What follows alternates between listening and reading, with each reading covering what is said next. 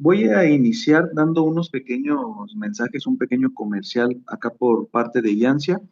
Eh, Después voy a hacer la presentación formal de Alex y nos arrancamos con el webinar. Buenos días a todas y todas y todos. Es un gusto que estén por acá. Siempre digo que nos debe de encantar, apasionar o movilizar mucho la clínica, el psicoanálisis, porque vaya que tomarnos el tiempo para estar un sábado en la mañana por acá en vez de hacer mil y un cosas que hoy el mundo nos oferta, ¿no? Que compiten con una formación, que compiten con el dedicarle tiempo, cariño y amor a proyectos como este de divulgación del psicoanálisis. Y justamente algo que estamos preparando para el 2026 son mesas de trabajo. Tenemos ahorita una convocatoria abierta para que cualquier persona que quiera participar de esas mesas de trabajo, sin ningún problema puede hacérnoslo saber para considerarlo. Eh, las bases son muy sencillas, pedimos que nos envíen el trabajo como para darle una revisada, una leída, pero no con un objetivo de decir quién sí y quién no, sino para formalizar lo que se va a presentar por acá en las mesas de trabajo.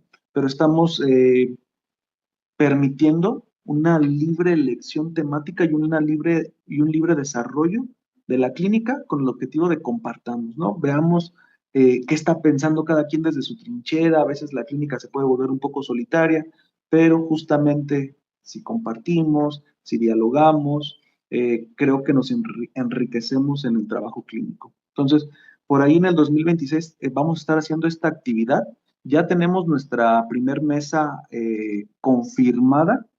Eh, Ellos son un colectivo de psicoanalistas que se dedican a ir a seminarios, a coloquios. Les hemos enviado la invitación y ellos han dicho que sí. Ya les daremos la noticia puntualmente en redes sociales, pero está conformado por muy buenos psicoanalistas y nos dio gusto que nos hayan aceptado la invitación como grupo, y con ellos vamos a arrancar nuestra serie de mesas de trabajo. Por ahí estamos armando la mesa de trabajo. Esa mesa de trabajo será para el mes de febrero. Ahorita estamos articulando la mesa de trabajo del mes de marzo y del mes de abril. Entonces, por ahí todavía tenemos espacios. Si alguien quiere participar, eh, aunque estés en formación o estés ejerciendo la clínica, creo que hay espacio en este tipo de propuestas. Entonces, si a alguien le interesa recibir un poquito más de información, sin problema nos puede enviar un correo a Yancia Psicoanálisis y con gusto les enviamos como la información. Ahora unas breves sugerencias o recomendaciones para poder disfrutar del evento. Tratar de cuidar como esta cuestión de la virtualidad, del micrófono, la cámara, en la medida de lo posible. Si ustedes desean prender su cámara, creo que sirve bastante para el ponente para no sentir que le está hablando a una cámara. En el momento de la grabación, aunque el evento está siendo grabado, digamos quien aparece a cuadro es Alex. Entonces, por ahí, para quitarnos como un poquito eso de que, ay, voy a aparecer o ya no, quien va a aparecer en la grabación es Alex, tal cual. Pero tener la cámara prendida puede permitir como rebotar un poquito con nuestras expresiones o algo así. Al terminar del webinar, de la ponencia, vamos a tener un espacio para preguntar, para interactuar con Alex, y en este momento vamos a detener la grabación para sentirnos con libertad de hacer preguntas, si ustedes lo desean, como clínicas, específicas, y hablar como en un ambiente o un entorno un poco más íntimo. Lo que quedará grabado será esta ponencia que nos dará Alex, pero en el momento de estar interactuando, digamos en un espacio más íntimo, ahí detenemos la grabación y levantar nuestra mano para poder intervenir y recordarles que durante la ponencia está siendo grabado el evento. Ahora sí, pues les doy la bienvenida al webinar del día de hoy, cuando la cura es captura, subproductos de la intervención en la transferencia, a cargo de Alejandro Madrid. Voy a hacer una breve presentación de Alejandro Madrid. A Alex yo tuve el gusto de conocerlo por primera vez por ahí del 2012 en Casa Triep, en un diplomado que dio de acompañamiento terapéutico. En aquel entonces eran las primeras veces que yo escuchaba como más articulado y formal el psicoanálisis. Después me tocó volverlo a escuchar en un congreso en la UAC en Querétaro, en un congreso, en el Congreso Internacional Acompañamiento Terapéutico. Y de ahí he tenido la fortuna de seguir un poquito en redes sociales lo que propone Alex. Es una propuesta muy sólida, muy mexicana, eh, y creo que vale la pena que le apostemos. Les presento brevemente a Alex. Alejandro Madrid, psicólogo por la Universidad Iberoamericana, maestría en psicoanálisis y cultura por la Escuela Libre de Psicología de Puebla. Cuenta con la maestría en filosofía por el Centro de Investigación y Docencia en Humanidades de Estado de Morelos, diplomado de especialización de maestría en la clínica de Freud en dimensión psicoanalítica. Cuenta con, en cuanto a su experiencia, es psicoanalista y supervisor con más de 15 años de experiencia, psicoanalista en el Centro de Investigaciones en Psicoanálisis y Ciencias Sociales, miembro titular del Taller de Investigaciones Psicoanalíticas, profesor en Casa Triep, Centro de Estudios Psicoanalíticos del Bajío, miembro fundador del colectivo Metáfora Freudiana. Por aquí les compartimos la red social de Alex. No supe si compartir tu Insta, a lo mejor esa sería una pregunta para el espacio de preguntas, Alex. Me llamó mucho, mucho la atención que no encontré como publicaciones en el Insta, entonces no sé si es como una cuestión personal o qué, pero me llamó poderosamente la atención porque te tenía como de referente en el Instagram. En Facebook creo que estás un poco más activo, entonces si alguien quiere por ahí seguir lo que está haciendo Alex en Facebook, por ahí es como un canal como bastante adecuado. Bueno, Alex, después de esta breve presentación, porque obviamente es muy breve en comparación a toda la experiencia que tienes por allá, pues nada, muchas gracias por aceptar la invitación, muchas gracias por estar acá, Alex. Los micrófonos y la cámara son tuyas, Alex. Bienvenido. Muchas gracias, Alfredo. ¿Me escuchan bien? La pregunta inicial, ¿no? En todos estos eventos. Hola a todos, qué gusto verlos. Bueno, primero, Alfredo, al grupo y Ansia, muchísimas gracias por la invitación a este espacio para seguir platicando y dialogando sobre estos temas que nos apasionan mucho. Gracias, Alfredo, gracias a todos por ello. Estoy muy contento de estar aquí con ustedes. Bueno, y en los saludos, pues los saludo a todos, querida Flor, qué gusto verte, ¿no?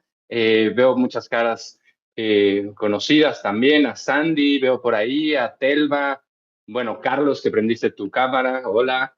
Me da muchísimo gusto estar aquí. Oye, Alfredo, bueno, después de esa introducción, 2012 nos conocimos, hace 13 años ya estábamos haciendo esas cosas de acompañamiento terapéutico allá en Irapuato. Quizá Sí, hasta de un poquito antes, ¿no? Podría ser, o sea, sí.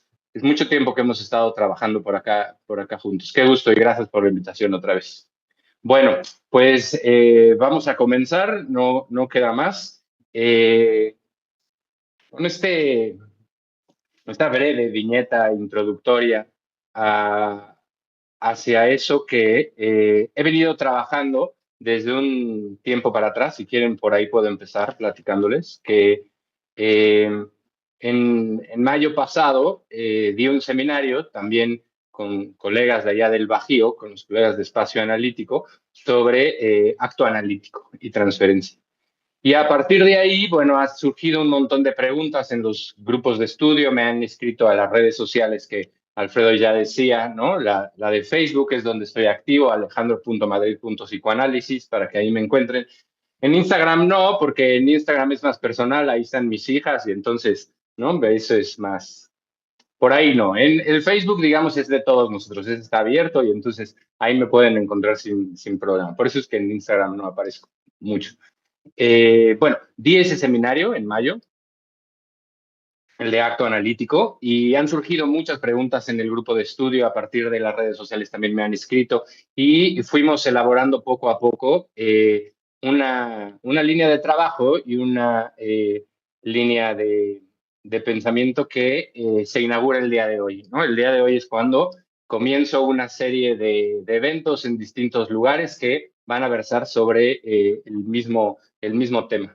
Y el mismo tema es cuando, bueno, el tema es cuando el acto analítico no está, no aparece, se hace obvio, incluso cuando se abusa de él, ¿no? Entonces es una serie de estudios clínicos que estamos haciendo por acá en Cuernavaca respecto a esta cuestión de los abusos del psicoanálisis.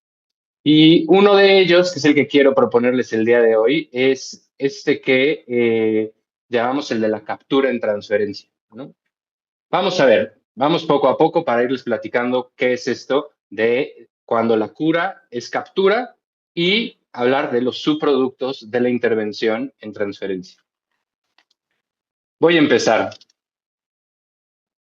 Hace unos años, en la Ciudad de México, me parece que fue como año y medio, Florentina Gamarra, que está aquí con nosotros, vino a la ciudad, ¿no? Y nos impartió un seminario bellísimo sobre acto analítico, y ahí ella sostuvo algo que es con lo que voy a comenzar. Ella dijo que hay 3 riesgos principales en los cuales el analista puede caer. Riesgos que tienen que ver con su trabajo de intervención. Son 3. El primero es ir a parar al lugar del gran otro y permanecer ahí. Una dimensión que me parece del goce, del poder, ¿no? El segundo es responder desde el lugar del sujeto. Y el tercero, que nos dijo entonces, como riesgo del trabajo analítico, es el de responder desde el lugar del partener del goce. Con esto en mente, hoy voy a trabajar, pero dándole una óptica bajo los términos de lo que aparece como subproducto del hecho de tener un caso donde la transferencia está secuestrada o donde, sin tener noticia, la intervención parte de un secuestro transferencial. ¿A qué me refiero con esto? Pues miren, es así, es sencillo, parece complicado, pero es sencillo. La pregunta surgió a partir de un grupo que nos juntamos aquí para pensar casos, ¿no? Digamos, es una especie como de grupo de supervisión, pero en realidad, al no ser jerárquico, todos estamos juntos hablando de nuestros casos, pensando la clínica, pensando las dinámicas del caso. En ese grupo surgió una pregunta inicial, ¿no? Que es, ¿qué hago con este paciente que parece que no se mueve? Que parece que la cura no va. ¿Qué intervención se hace ahí cuando no va? Y mi pregunta de vuelta fue, bueno, ¿cuánto tiempo lleva así? Y me sorprendió la respuesta. Me dijo como 1 año, ¿no? Y entonces a partir de ahí es que fuimos pensando esta idea. Por eso es que les digo que la pregunta que inicia este pensamiento surge del campo de la clínica. Lo que voy a hablar es de clínica, nada más. Pero surge de ahí, de la clínica general, del trabajo continuo en grupos de supervisión, y por qué no decirlo, y decirlo aquí también, hay que ser honestos, mucho de esto que vengo pensando, pues también tiene que ver con mi experiencia propia, con mi clínica, ¿no? La pregunta es, ¿qué sucede cuando un caso parece no moverse? El analizante sigue viniendo, sigue hablando, sigue pagando. Quizá ha enunciado la idea de suspender o quizá no sabe por qué, sigue asistiendo, pero ahí está en el diván. ¿Qué ocurre a nivel transferencial aquí? Esa es la pregunta que inicia todo este recorrido. ¿Qué ocurre a nivel de lo sintomático ahí? Es esa transferencia, sostén de un espacio de repetición.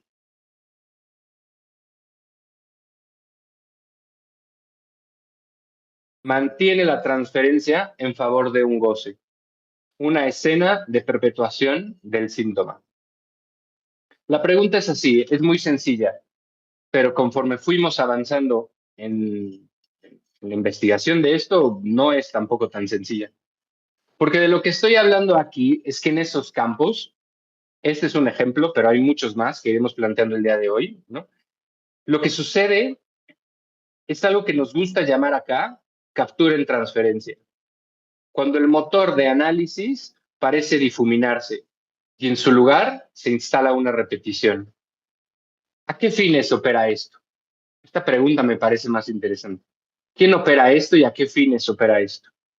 Hay algo de abuso ahí en la transferencia, porque si bien el paciente parece cómodo, ¿no?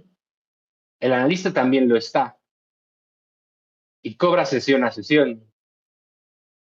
Y no se produce un corte, no se produce quizá algo que apunte hacia el final del análisis, no se apunta a nada de esto ¿por qué será?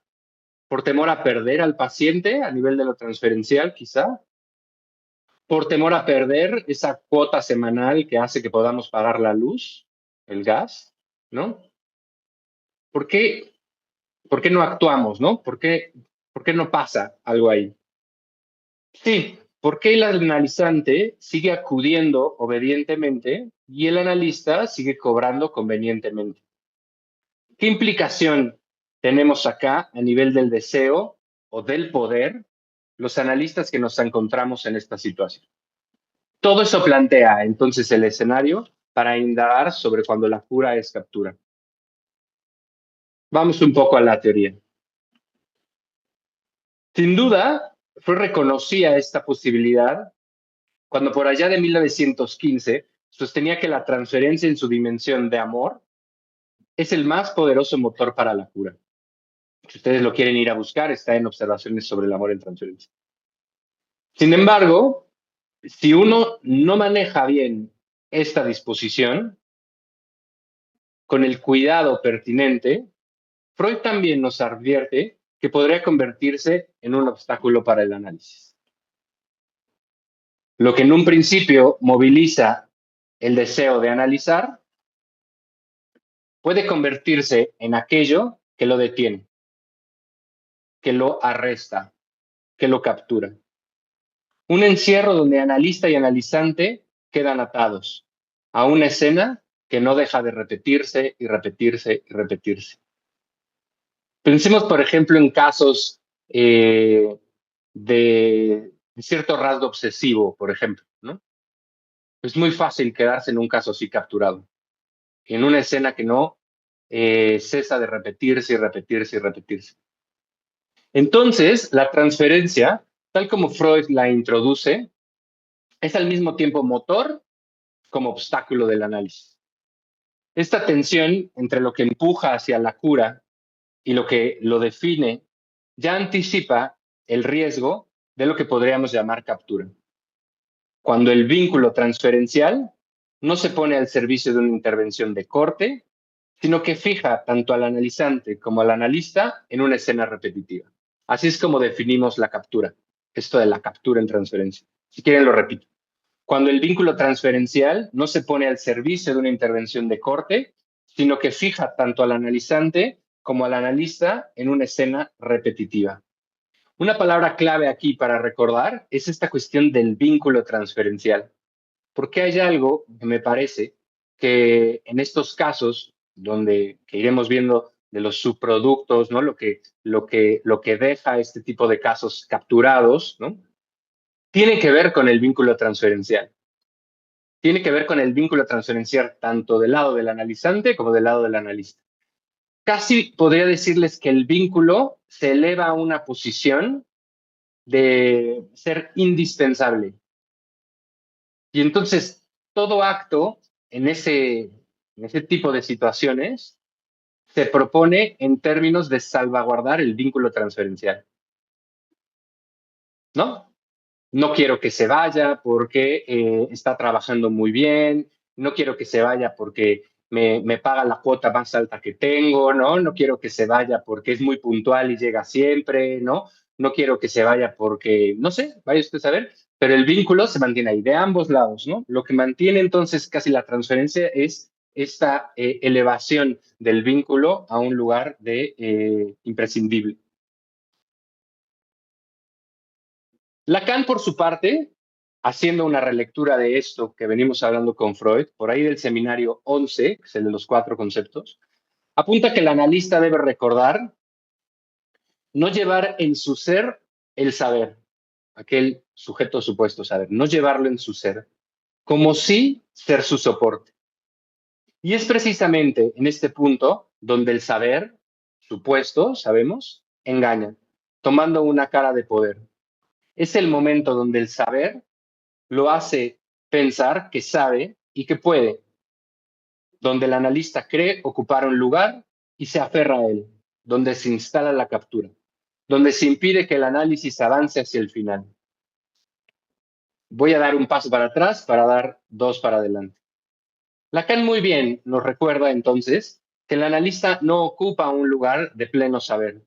no debe de llevar en su ser el saber, sino más bien ser su soporte. Cuando esto no opera, no funciona, no se escucha de esa forma, entonces el analista ocupando ese lugar de saber supuesto, ¿no?,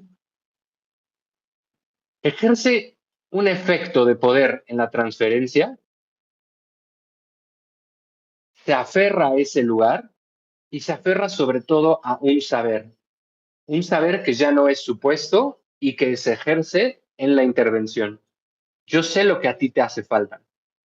Yo soy lo que a ti te hace falta. El vínculo es lo que a ti te hace falta. Vamos a poner un breve ejemplo de esto. Seguramente lo han escuchado muchas veces. Paciente A le dice a analista X, ¿no? He pensado que tengo que dejar ya el tratamiento. Y el analista le dice inmediatamente, por su propia angustia, no me parece que sea el momento, tenemos que seguir revisando la relación que tienes con tu madre. ¿No? ¿De dónde salió eso? ¿Qué, qué lugar, no? ¿Desde qué lugar, desde qué posición se dice eso? Paciente, el ex le dice, bueno, pues ya no tengo nada que decir, me siento que todo va bien, ¿no? Que las cosas avanzan, pues bueno, ¿no? Y el analista dice, bueno, pero no me has hablado de tu perro que murió a los 5 años. Habla de ese perro, ¿no? Trayendo algo ahí para que se produzca algo. Sin duda, el ir elaborando todas estas cosas, pues ha sido una redirección, ¿no? Una revisión más bien de los casos que supervisamos acá, de los casos con los que yo trabajo, ¿no? También de los análisis que yo he tenido. Ya ha sido una revisión como muy puntual, ¿no? De ciertos momentos donde sin darte cuenta, ¿no?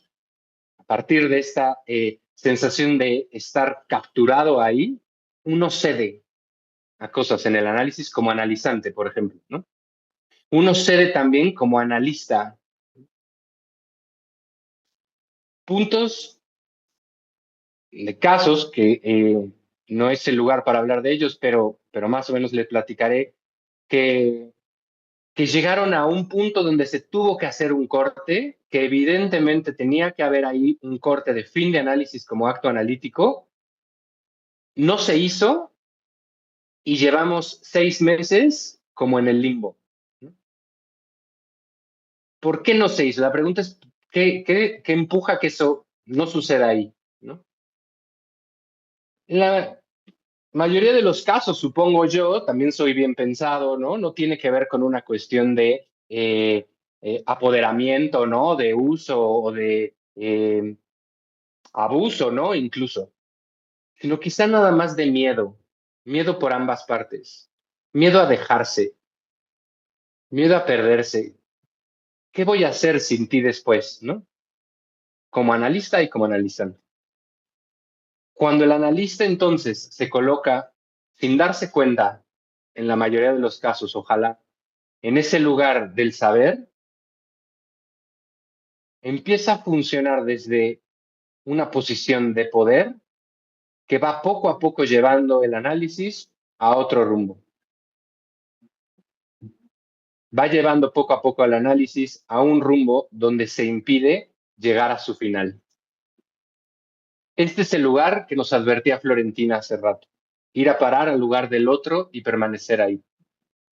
Si trabajamos los casos, si los pensamos con colegas, si asumimos nuestra falta de saber, si nos analizamos, podremos dar cuenta del lugar supuesto en el que hemos ido a parar y corregir el camino. De lo contrario, y esto es lo que a mí me parece fundamental del riesgo que enuncia Flor, permaneceremos ahí. En varias ocasiones he escuchado a analistas decir, bueno, es que yo crucé un análisis cuando iba en la universidad y es suficiente, ¿no? Y tienen 50, 60 años. No ha habido una pregunta en 30 años para analizarse, ¿no? No, yo ya no superviso porque ¿quién puede supervisar conmigo, no? ¿De qué cosa se habla de esto? Y uno empieza a escuchar su clínica también, y es una clínica colocada siempre desde el lado del saber, ¿no? Desde el lado de yo te voy a decir esto, ¿no? Esta intervención que no apunta a una especie de corte, a una ruptura de los sentidos, ¿no? Cristalizados que trae el paciente, esta apuesta que nos propone Lacan en los seminarios de los 20, 20 hasta el 24, quizá después, no aparece ahí porque aparece como una frase, ¿no? Empujada hacia ella. Una vez una chica me dijo es que, bueno, venía de un análisis muy neofreudiano, postfreudiano, de la APM, la Asociación Psicoanalítica Mexicana. Y entonces ella decía, ya, cuando estaba conmigo, me cuenta un sueño y me dice es que acá es diferente el relato de sueño porque yo allá cada vez que hablaba de mis sueños, la analista decía, ¿y dónde estoy yo? Y a mí me llamó mucho la atención eso, que el analista siempre se quería meter en sus sueños, ¿no? Y siempre decía, ah, el perro soy yo, ¿no? O esa casa que soñaste, ese es el consultorio, ¿no? Siempre traía esta cuestión por ahí. Ir a parar al lugar del gran otro y permanecer ahí. Hay que trabajar las cosas, los casos. A mí me ha parecido esencial, desde hace varios años que lo venimos haciendo así, en un grupo horizontal, ¿no? Me ha parecido un lugar donde puedo hablar de ello, donde me hacen pensar sobre los casos, pero más allá de la forma en la que yo tengo que intervenir, ¿no? En la forma de poder pensar el trabajo que estamos haciendo ahí. Entonces, bueno, vale recordar en este punto, sin duda, de pasada, ¿no? Que permanecer en el lugar del otro, como estos analistas que escucho por ahí, y asumirlo, ¿no? Como yo soy el que sé, ¿no? Incluso desde sus credenciales, ¿no? Se presentan así. Una, una paciente llegó y me dijo que había ido con otro analista de esos de la vieja escuela acá en Cuernavaca y que cuando la recibió le escuchó unos minutos y le dijo, bueno, aquí tenemos que parar, vas a tener que conseguir otro analista porque así como te veo no te va a alcanzar, ¿no? Para pagarme, ¿no? Eso sucede, ¿no? Y así sucede y eso está en el fútbol, no te va a alcanzar. Así como te veo y como te escuché, no te va a alcanzar. Y ella llegó ofendidísima, ¿no? Evidentemente. Bueno, habrá que recordar entonces que colocarse, permanecer en ese lugar del otro y asumirlo, equivale a gozar una posición perversa. Volvamos un poco a todo esto, que veo que se me está haciendo un poco tarde por estar aquí platicando, contándoles cosas. Vamos a ver.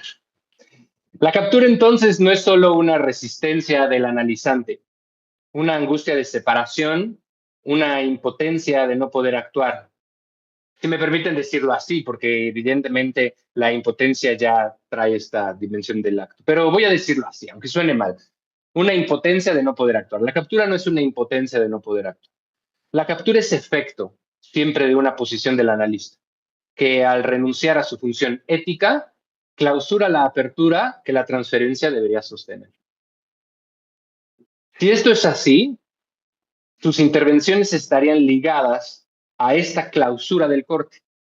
Es decir, hay algo ahí del analista que no dirige la cura, ¿no? Y sus intervenciones, en vez de apostar al corte, lo clausuran, imposibilitando el movimiento y quizá peor, mucho peor, culpabilizando al paciente por su incapacidad, ¿no? Estamos atorados porque no te puedes mover, ¿no? Estamos atorados porque estamos estancados, porque no te haces responsable, ¿no? De tus cosas. Esas ideas, ¿no? Que culpabilizan, ¿no? Al paciente. Estaba escribiendo esto y el miércoles y era turno de que llegara una paciente y no llegó, no me avisó, no llegó.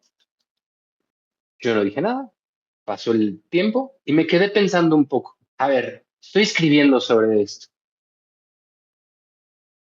Escribo un mensaje y le digo, oye, no nos vimos hoy, ¿eh? Me quedé esperándote.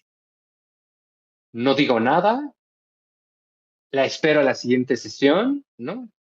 Todo eso se los dejo ahí. No creo que haya una respuesta a eso, pero se los dejo ahí. ¿Desde qué posición no intervendría yo frente a un caso como este? ¿Le escribiría? Oye, me quedé esperándote. Oye, ¿vas a venir o no? ¿No? Cuando la transferencia se convierte en captura, lo que se pone en juego no es solo el deseo del paciente, sino también el deseo de analista. Aquí hay algo que yo vengo diciendo desde hace tiempo, porque en muchos textos lo lo encontramos traducido así, como deseo del analista. Y ahora platicaremos, seguramente Flor tienes ideas sobre esto. El del no me gusta ahí porque hace referencia a un sujeto, a una persona. Deseo del analista. Yo cuando escucho deseo del analista es el deseo de un sujeto, ¿no? De una persona, de un individuo que está ahí, sujeto del analista Gómez, del analista Martínez, ¿no? Por eso es que a mí me gusta llamar a este concepto lacaniano más bien deseo de analista o deseo de análisis, ¿no? Sin el él. Hago una referencia porque seguramente saldrá por ahí. Entonces, cuando la transferencia se convierte en captura, lo que se pone en juego no es solo el deseo del paciente, sino también el deseo de analista. Este deseo de que el análisis continúe, de que el análisis llegue a su final, a su fin. En un momento vamos a ver un poco la diferencia entre fin y final acá. En lugar de operar como soporte de una suposición de saber que se va desplazando con el trabajo analítico, el analista queda entonces fijado en ese lugar, sosteniendo una relación que, aunque parezca activa, en realidad no produce movimiento subjetivo. Una relación conveniente para ambas partes. Una mantiene la satisfacción del síntoma, mientras la otra sigue cobrando de ello. Ese lugar de supuesto saber tiene que caer. En este momento, donde la transferencia, como la intervención analítica, dejan de ser motor para convertirse en repetición, una repetición estéril, el analizante repite, el analizante acompaña la repetición, pero ninguno de los dos se mueve por temor hacia el fin del análisis, lo que puede ser un principio en un encuentro fecundo de trabajo analítico. Ahora parece un pantano, una trampa de la que nadie quiere salir. El análisis se prolonga indefinidamente. El síntoma se estabiliza sin interrogarlo y el lazo analítico, lejos de propiciar separación y corte, se vuelve una especie de refugio o arresto donde ambos se sostienen, un secuestro mutuo por el vínculo transferencial.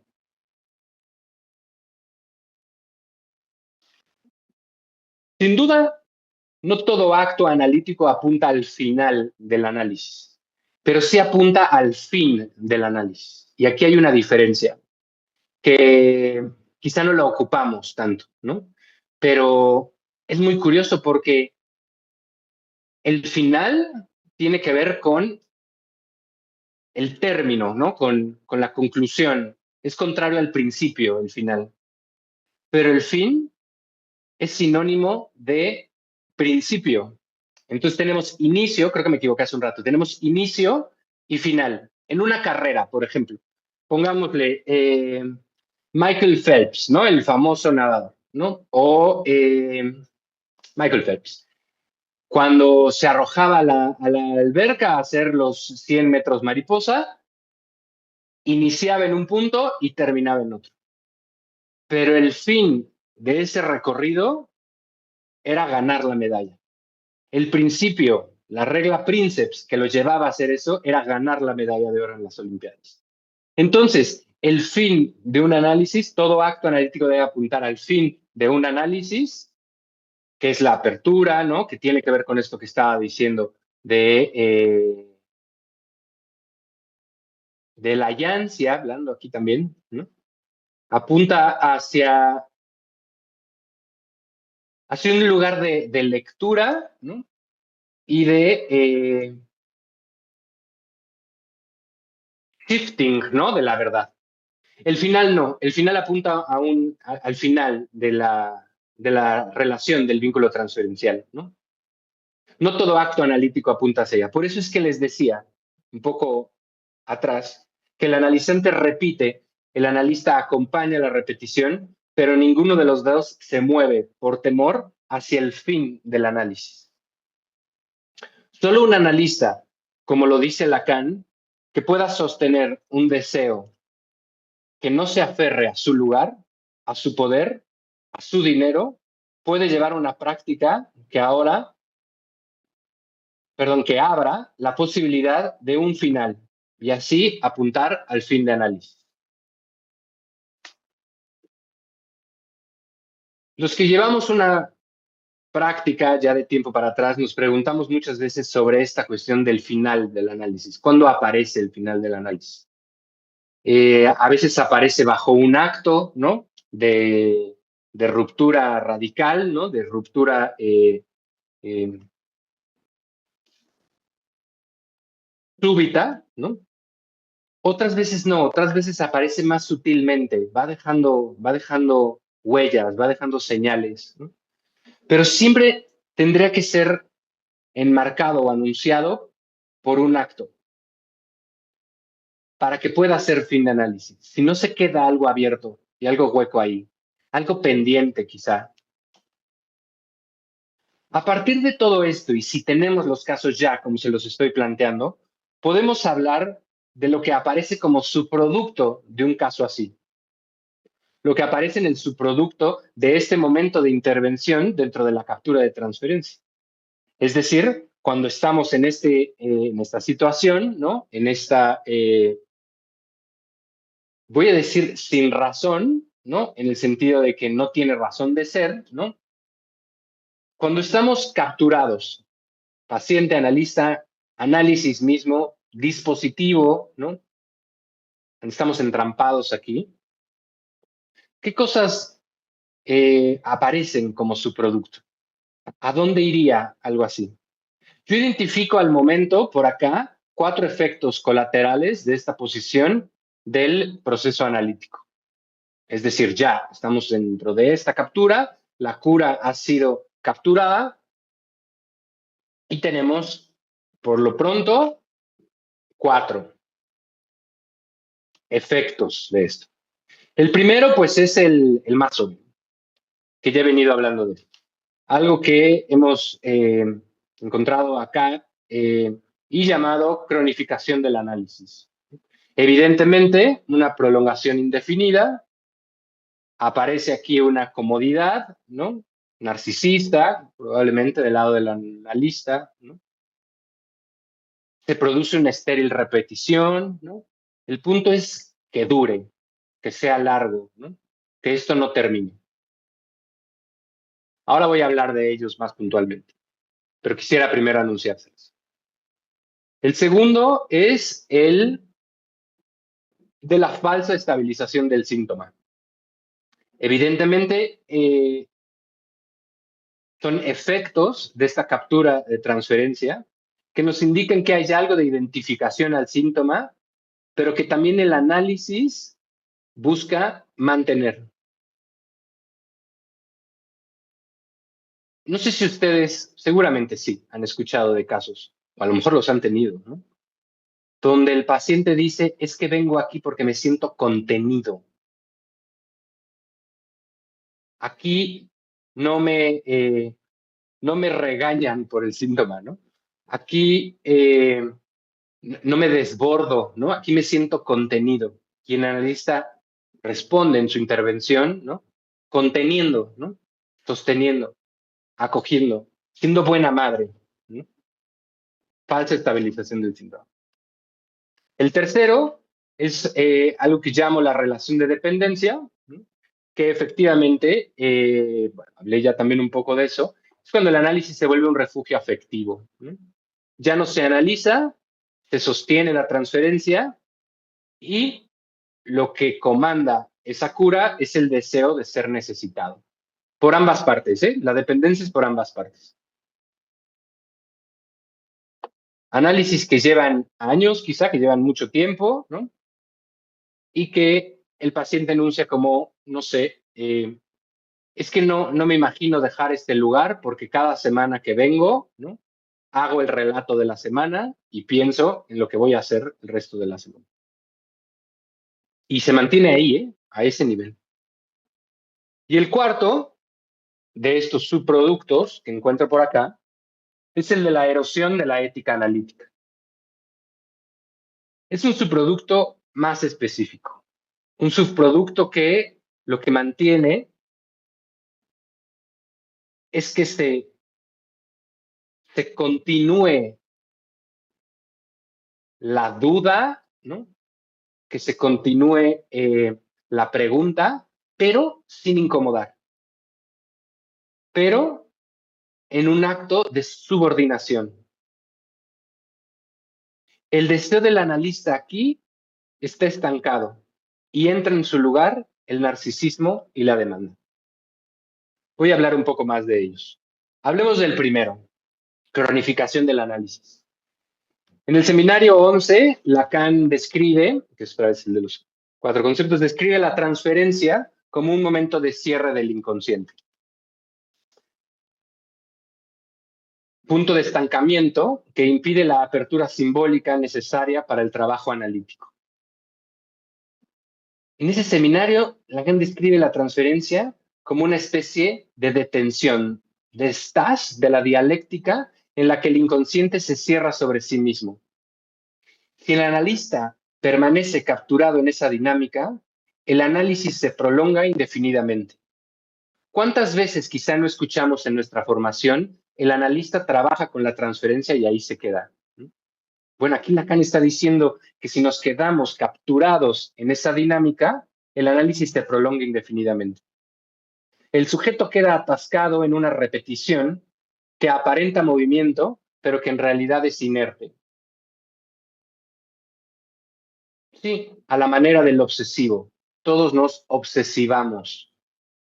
Es una cronificación que responde menos a un movimiento hacia la elaboración que a una estabilidad insistente del síntoma.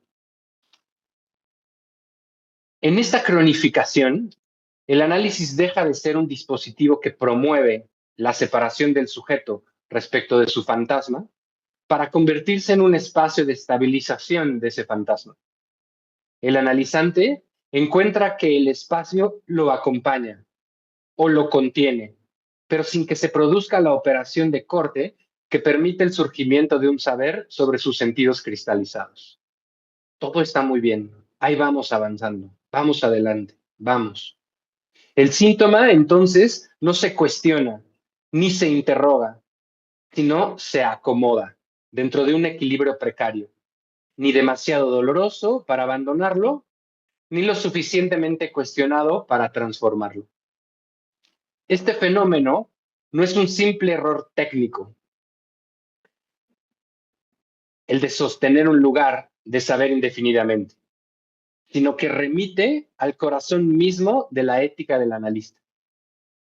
Trabaja el analista para el deseo que causa el análisis, ese sería el fin de análisis. Trabaja el analista para el deseo que causa el análisis o para su propia necesidad de ser reconocido, de ser necesitado. Trabaja y lee en el discurso del paciente para indicar la diferencia, la separación, o trabaja para mantener la contención, la permanencia. En la cronificación, lo que se evidencia es que el deseo del analista ha cedido terreno frente a su propia demanda y que la transferencia, en vez de funcionar como operador, se ha convertido en una trampa. Vamos al segundo, falsa estabilización del síntoma. Bueno, cuando un análisis queda capturado en la transferencia, un subproducto de la intervención podría ser que dicho mecanismo sintomático se acomode a una especie de equilibrio estable, ¿no? Como decía hace un rato en el punto anterior. Todo se acomoda, parece que todo me dio marcha, se acepta algo de este síntoma como parte de la vida, así soy, ¿no? ¿Y qué? No va a pasar nada. Así soy, estas cosas pasan, no lo puedo cambiar, se acomoda y se genera un supuesto síntoma que incluso puede mencionarse, aceptarse y que promueva la adaptación, ¿no? Yo soy así, ¿no? Y pues que me acepten, ¿no? Y tengo que adaptarme o los otros tienen que adaptarse. Sin lugar a dudas, el trabajo analítico no va nunca en ese sentido, en el sentido de la adaptación. Hay que estar advertidos que si la transferencia produce ese cierre del inconsciente, como los llama Lacan en el seminario 11, es justamente ahí donde el síntoma deja de presentarse como enigma y se cristaliza en una certeza. Aceptar un yo soy así es un no puedo cambiar. El saber del síntoma resulta siempre inoperante, ¿no? Saber de él, conocerlo, resulta inoperante. Resulta inoperante saber de él en términos psicopatológicos, por ejemplo, ¿no? Reconocerlo en un manual, ¿no? Resulta inoperante eso. Este tipo de estabilización no es el fin del análisis, no es lo que Lacan describe en sus elaboraciones sobre el síntoma tampoco, y la identificación del síntoma. Es más bien una fijación prematura donde el síntoma funciona como una suerte de punto de sostén subjetivo. Otra vez, es una fijación prematura, esta estabilización del síntoma es una fijación prematura donde el síntoma funciona como una suerte de punto de sostén subjetivo. Esta estabilización, lejos de ser un efecto analítico logrado, ¿no? Que lo he escuchado en la clínica mucho, como ya logramos que se lleve bien con el síntoma, ¿no? Ya logramos que se adapte a él, ¿no? Ya logramos que bueno, si no se puede quitar ahí, pues nada más hay que esperar a que se muera la madre, ¿no? Para que deje de ser síntoma. Esta estabilización, lejos de ser un efecto analítico logrado, es una señal de que el acto analítico se ha detenido. Es justo lo contrario, ¿no? Es inoperante o inexistente. Sin duda, ya no hay intervenciones que agujeren el saber supuesto, más bien una complicidad que no produce desplazamiento. Y yo creo que esto sí hay que escucharlo, sí hay que demandarlo y sí hay que decirlo cuando sucede. Porque en este punto no hay trabajo del inconsciente, hay otra cosa. Hay una terapéutica quizá, ¿no? Pero no hay trabajo del inconsciente. Sostengo entonces que es una falsa estabilización porque el síntoma se vuelve algo con lo que se convive. Y ya desde ahí ya me suena que algo no marcha. El síntoma se vuelve una condición irremediable y soportable. El analizante lo acepta, identificándose con él, y el análisis refuerza esta identificación sesión a sesión. Claro, ¿no? Va junto, puede ir junto con la cronificación, ¿no? Pues evidentemente si el si el analizante lo acepta identificándose con él y el análisis refuerza esta identificación sesión a sesión, pues nos vamos a ir meses y meses y meses, cobre y cobre y cobre cada semana. Todo parece en calma en este momento en la falsa estabilización. El diván es un espacio de contención donde se mitiga la ansiedad, pero elude el riesgo que implica cuestionar la estructura del fantasma y abrir paso a nuevas posiciones subjetivas. Mientras el analista siga respondiendo a la demanda del analizante y a su demanda de cronificación conveniente, no podrá producir intervenciones que desestabilicen la repetición. Así, el síntoma encontrará en el análisis un lugar de reposo. Sin acto analítico, el deseo del analista pierde su filo. La falsa estabilización, entonces, es una consecuencia directa de la captura transferencial. Y aunque puede vivirse como un alivio subjetivo, contenido semana a semana, en realidad es una mascarada o, digámoslo con sus palabras, es una estafa. El analizante en su posición inmóvil modula su padecimiento, pero no lo atenúa. El síntoma se nombra, pero no se trabaja. El análisis avanza en el tiempo, pero no en su lógica. Vamos al tercero, relación de dependencia. Cuando el analizante orienta su demanda hacia aquel a quien supone saber, algo se amarra en el lazo analítico. Eso lo sabemos. Eso de inicio va. No se trata ya de trabajar sobre el síntoma, sino de sostener el vínculo con quien sin saberlo lo sostiene. Hablamos entonces de un caso, de una situación donde el analizante dispone su discurso analítico, su discurso en el dispositivo lo dispone para recibir del analista algo en términos de su amor, de su saber. Son pacientes que nos caen bien porque nos echan flores, ¿no? Son pacientes que nos caen bien porque nos traen regalos en sus viajes, ¿no? Son pacientes que nos caen bien porque buscan siempre en su demanda, ¿no? Que nosotros devolvamos algo desde esa posición de saber, desde esa posición transferencial. En estos casos no se trata ya de trabajar sobre el síntoma, sino de sostener el vínculo con quien, sin saberlo, lo sostiene. Son estos los casos donde les decía, nos traen regalos, nos caen bien y todo esto. Si nosotros estamos atrapados, también evidentemente la transferencia, la captura es de ambos, ¿eh? Siempre la captura es de ambos. Si nosotros como analistas estamos capturados también ahí, pues entonces ya no trabajamos sobre el síntoma, sino trabajamos sobre el vínculo. Ya se pueden imaginar cómo son las intervenciones en este subproducto de la captura, ¿no? Son intervenciones que apuntan a cuidar al paciente, a que no se vaya, a que no se vaya a sentir mal. Oye, me acaba de traer un regalo, ¿no? No puedo intervenir diciéndole, ¿no? Algo que lo va a incomodar, ¿no? Al contrario, quiero darle abrazos, ¿no? De vuelta, si estamos en la captura. Si el analista no hace caer esta suposición, la de saber, la de un lugar, ¿no? De dependencia, se refuerza entonces un vínculo dependiente. El analizante se sostiene en la ilusión de que el analista tiene la llave del progreso. Y también el analista capturado ahí se sostiene entonces de la ilusión de que ese analizante lo reconoce por el amor que puede dar.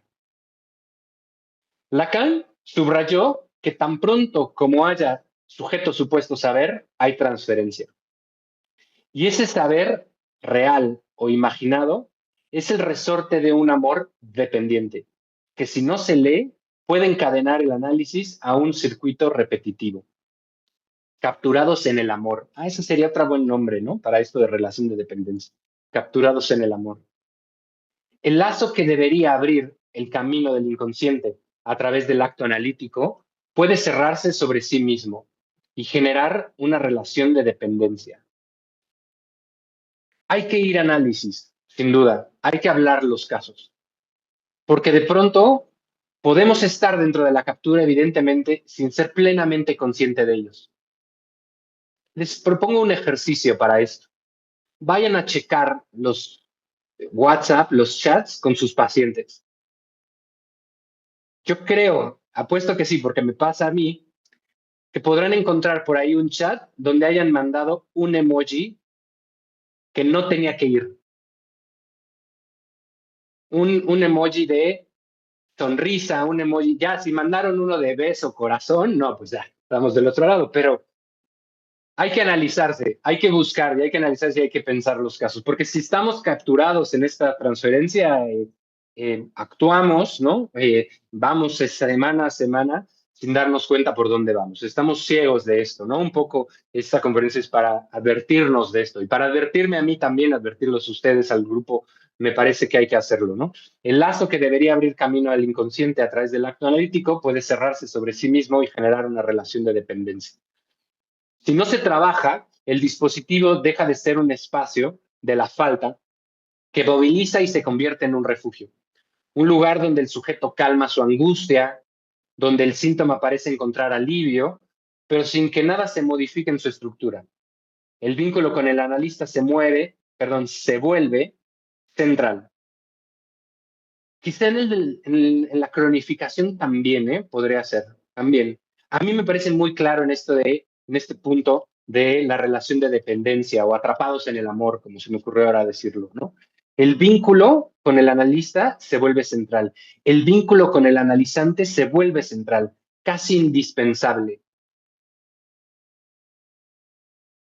No vamos a decir nombres, solo vamos a cuestionarnos, vamos a interrogarnos. ¿Alguna vez has estado sentado en tu consultorio, sentada en tu consultorio, Sandy, diciendo, ay, ya es jueves, qué bueno, porque me toca el paciente X? Y lo esperas y no es una posición de amor, una posición romántica, ¿no? Estás esperando tu cita, no tu cita analítica, ¿no? Tu cita en el café. El vínculo es lo que se eleva a una posición central, a una posición indispensable. Y eso hace muy peligroso esta captura, porque entonces toda intervención, todo trabajo se va a hacer y se va a dirigir para mantener ese vínculo. La narrativa, lo que el paciente traerá, van a ser elementos que estén dispuestos a mantener ese vínculo como indispensable.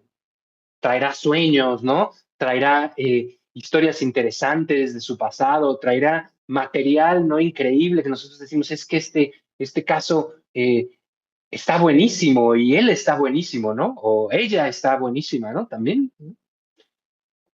A mi parecer, núcleo de la relación de dependencia a nivel de lo transferencial, el elevar el vínculo a ese nivel casi indispensable, se eleva a título de imprescindible y esencial.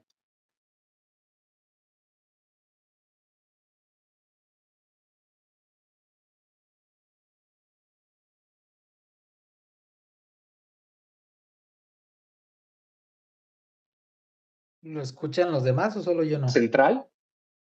Alex, Ay, te ¿me congelaste perdí? como unos 10 segunditos. Sí, ¿Qué fue lo último que dije? ¿Me podrías decir, Alfredo? fueron los últimos 10 segunditos de lo que estabas narrando, Alex.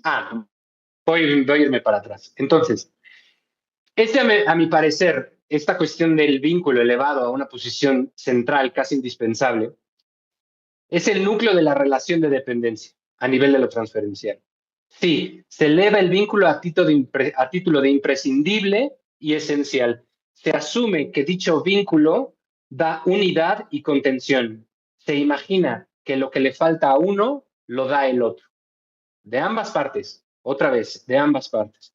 Es un caso donde se está trabajando constantemente pensando que el otro me va a dar lo que a mí me hace falta. Lacan advertía sobre esto, planteando que la alianza analítica nunca es de reciprocidad. No hay simetría posible entre el que habla y el que escucha. Hay una disparidad que es al mismo tiempo motor y riesgo. Si esta disparidad se desdibuja, es decir, si hay paridad, si el analista responde a la demanda de ser en su vínculo con el analizante el que salva, el análisis pierde su dirección. La transferencia simbólica, la que abre el inconsciente, se desvanece en favor de una transferencia imaginaria que inmoviliza, que repite y adormece. Aquí les aconsejo, ¿no?, ir a revisar la diferencia entre la transferencia simbólica y la transferencia imaginaria, porque justo este punto es un entrampamiento en la transferencia imaginaria. En la relación de dependencia nace un lazo que parece sostener, pero que en realidad congela. Un vínculo que se alimenta de la ilusión de movimiento, cuando lo único que avanza es el calendario. Y vamos a la última. Sin duda, como subproducto de la intervención en transferencia, de la intervención en la captura en transferencia, tenemos este punto de erosión de la ética analítica. En el corazón del análisis, como fin de análisis, en el corazón del análisis, sesión a sesión, late un imperativo silencioso, que el analista no ceda en su deseo. Fíjense, a mí esta frase me convoca muchas cosas, que el analista no ceda en su deseo. Me convoca a aquel riesgo, evidentemente, que nos mencionaba Flor, de no responder desde su lugar del sujeto, ¿no?, de no responder desde el lugar de partener de goce, es decir, identificándome al goce del analizante, perdón. Esta idea de que el analista no ceda en su deseo también me convoca a pensar que el analista debe de empujar siempre en su deseo. ¿Y cuál es ese deseo? El deseo de analista, no del analista, sino de análisis, de que el análisis continúe. ¿Qué es lo único que puede perforar la transferencia de amor? El deseo de análisis. ¿Qué es lo único que puede hacer que un paciente que está desarrollando una transferencia erótica, amorosa hacia ti, intensísima, y además, como decía anteriormente, está buenísimo o está buenísima, ¿no? Y entonces, ¿qué es lo único que puede hacer que no caigas en esa captura? El deseo de análisis.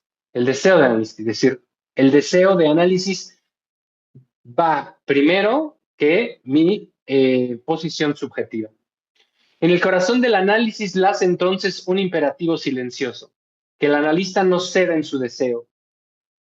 No es esta una máxima moral, sino es una brújula que orienta el acto analítico, recordándole al analista que su tarea no es la de apaciguar ni la de complacer, sino la de sostener el deseo que convoca al sujeto a decir.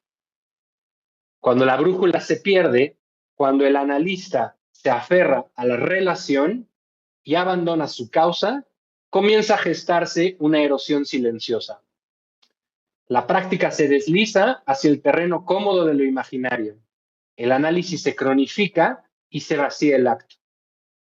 Ahora, en el seminario 15, Lacan nos recuerda que el verdadero acto analítico no es lo que el analista dice, sino aquello que por su intervención se precipita. Ese corte que abre la vía al inconsciente, que se desacomoda y desplaza los sentidos cristalizados. Cuando ese acto se evapora, cuando el analista se mueve de esa posición ética, de ese imperativo que ya mencionaba yo, cuando este acto se evapora, cuando el analista ya no se autoriza de su deseo, el análisis queda reducido a un intercambio, donde el síntoma se acomoda y la intervención del analista puede llegar a tener connotaciones peligrosas. O, hay que decirlo también aquí, hasta perversas. Ya lo conocemos, pero vale la pena volver a ello. En el texto de La dirección de la cura, Lacan nos advierte que el analista no dirige el sentido, pero sí la cura, y que para ello necesita sostener 3 dimensiones conocidas: una táctica precisa, una estrategia clara y una política ética. Si me permiten decirlo así, ¿no? Política ética, porque otra vez es decir lo mismo. Cuando se produce la captura en transferencia, estas 3 coordenadas pierden su norte. La táctica, que debería orientarse a provocar el decir, se confunde con una escucha complaciente, que adormece al sujeto en la ilusión de que todo está en marcha y bajo control del saber del analista. La estrategia, que debería servir al acto de conducir al sujeto hacia la causa de su deseo, se ve reemplazada por una rutina terapéutica que gira en círculos sin dirección ni corte. Y por último, dentro de la captura en transferencia, la política, que no es otra cosa que la del deseo del analista, ahí donde somos menos libres, se desploma. El analista cede en su posición, se aferra a la relación transferencial y abandona la causa.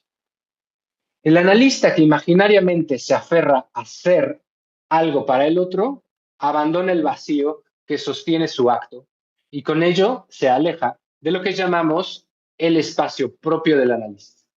La práctica se dirige y se desliza a lo imaginario, ¿sí? A lo terapéutico, y el síntoma se les acomoda. Este les me gusta más, porque no es se le acomoda, sino se les acomoda el síntoma, sus síntomas, el síntoma que esté ahí en el diván. La erosión de la ética, entonces, no se produce de golpe. En la mayoría de los casos es una filtración lenta, y con esto tenemos que tener cuidado, porque va poco a poco, sin darnos cuenta, como cuando la humedad entra a nuestras casas, ¿no? Va poco a poco, no se produce de golpe, es una filtración lenta. Comienza con pequeñas concesiones, un silencio que no corta, una interpretación que tranquiliza, un emoji de aliento en el chat o un mensaje el 14 de febrero. Feliz Día de la Amistad, ¿no? Así, se va colando así. Cuando el deseo de analista se adormece, la posibilidad de responder e intervenir desde el lugar de sujeto representa un riesgo para el análisis. Dicho proceso puede incluso convertirse en otra forma de síntoma que ya los incluye a los dos, analista y analizante, ¿no? Puede ser tanto este movimiento, esta dependencia, como decíamos antes, que incluso haya una formación de síntoma que ya los incluye a los dos, sin duda, ¿eh? Volver al deseo, reencontrar el punto donde el analista se autoriza y se confronta con su propia falta, es la única salida. Porque en psicoanálisis, cada acto analítico es un acto ético. Dicho de otra forma, para el psicoanálisis el acto analítico no se ajusta a la comodidad, como sí a la causa. Cerramos entonces, ya, voy cerrando este recorrido, veo la hora, pero lo hago sabiendo que la captura en transferencia no es simplemente un desvío técnico, ni una anécdota clínica menor. Es más bien una herida en el corazón mismo del acto analítico. Porque ahí, donde el análisis se detiene, donde el deseo del analista se adormece y el síntoma se acostumbra, lo que erosiona no es solo el camino hacia el final de la cura, sino también la apuesta ética que sostiene el psicoanálisis desde Freud. El desafío es, entonces, volver y acomodar la brújula a su norte, es decir, restablecer que el análisis no se conduce desde la comodidad de saber hacia una postergación interminable de la pregunta por el pasado, por ejemplo, sino que se conduce desde la incomodidad de un deseo advertido. Volver la brújula es juntarnos, lo que estamos haciendo ahora, hablar de esto. Volver la brújula a su norte es trabajar los casos y sobre todo ir a análisis. El analista que no busca ocupar el lugar del gran otro desde el saber o el poder, se mantiene como el vacío que causa, el agente que permite que el análisis esté en movimiento y que lo que se necesita vuelva a hablar. Si ahí donde nos encontremos, donde ya nada parece que se mueve, o que la intervención no busca la apertura, el deseo del analista, ya lo dije mal, el deseo de analista puede reaparecer, cortar y producir. Reorientemos la brújula para poner en dirección la barca del análisis. Sí, porque el psicoanálisis no está construido como clínica para sostener estabilidades engañosas, ni para calmar las aguas de lo real, sino para abrir espacio a la poética de lo imposible, para alojar el movimiento del deseo, ahí donde parecía que ya no había más que silencio. Entonces, que nuestra práctica no tema el vértigo de este acto, que no renuncie a su ética y que frente a la tentación de la captura en transferencia, se atreva siempre a sostener su causa. No ser amo del sentido, sino secretario del deseo. O dicho de otra forma, no hacer del sentido un amo, sino dejarse orientar por la brújula del deseo. Qué impresionante, hasta me caí, ¿eh? Aquí.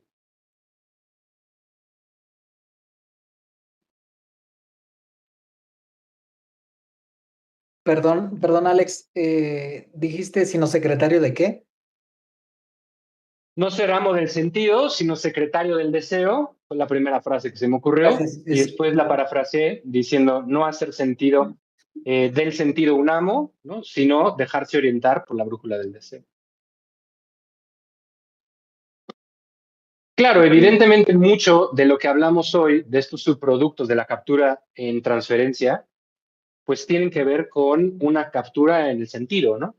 Una captura en la transferencia imaginaria, ¿no? Evidentemente. No hacer del sentido un amo, sino dejarse orientar por la brújula del deseo. Bueno, esta conferencia abre a muchos otros trabajos que se irán dando a lo largo que iré exponiendo en distintos foros y en distintos lugares a lo largo del año. Estaría muy bien, me encantaría que me acompañaran a seguir elaborando toda esta idea. Pero ya no quiero seguir yo hablando, tenemos todavía algunos minutos para escucharlos ustedes. Todo esto es, bueno, una idea en construcción, entonces me sirven muchísimo todas sus opiniones, sus comentarios, Flor, Sandy, Alfredo, Carlos Rojas también, que no te había saludado, Fabio, todo el mundo. Adelante. Gracias, Muchas muchísimas gracias a gracias. todos. Muchas gracias por Alfredo. todo. Te agradecemos la participación, agradecemos a todos los que estuvieron por acá. Y de manera súper rápida, Alex, no te pido que me contestes, te pido que te lo lleves para justamente aprovechar esta oferta de construir espacios posteriores, ¿no? Uno, de estos subproductos, ¿qué tan instalados están en los llamados espacios institucionales de análisis didácticos? Y dos, Todos. ese espacio que tú compartes, que dices que tienes estos colegas, si no es análisis, si no es supervisión, ¿cómo le nombrarías? Pero no necesariamente Claro. me lo contestes después, pero está súper interesante esa apuesta, porque no es una supervisión, pero algo genera para la práctica Sí. analítica. Entonces, está muy bueno. Alex, Te contesto ¿sí? rápida. Sí, te contesto rápidamente, no hay ningún problema. Sí, en todos esos lugares está el peligro de que sucedan. Tenemos que estar advertidos de que están ahí en las instituciones, siempre están ahí. Siempre aparece algo del corte del amo, ¿no? En esas instituciones, entonces aparecería, ¿no? De cualquier forma. Y siempre está en el sentido también del poder, ¿no? De la jerarquía como poder en esas instituciones. Y bueno, hay que cuidarse porque muchas veces eso esconde detrás algo más perverso. No le llamamos supervisión, lo construimos de otra forma para que no fuera jerárquico, para que no fuera un vengo a hablar y que, como decía Fabio, el mentor me diga, ¿no?, qué hacer. Entonces, más bien decimos que es un grupo donde nos gusta pensar los casos. Y así se llama, pensar los casos. Ok, perfecto. Alex, pues muchísimas gracias.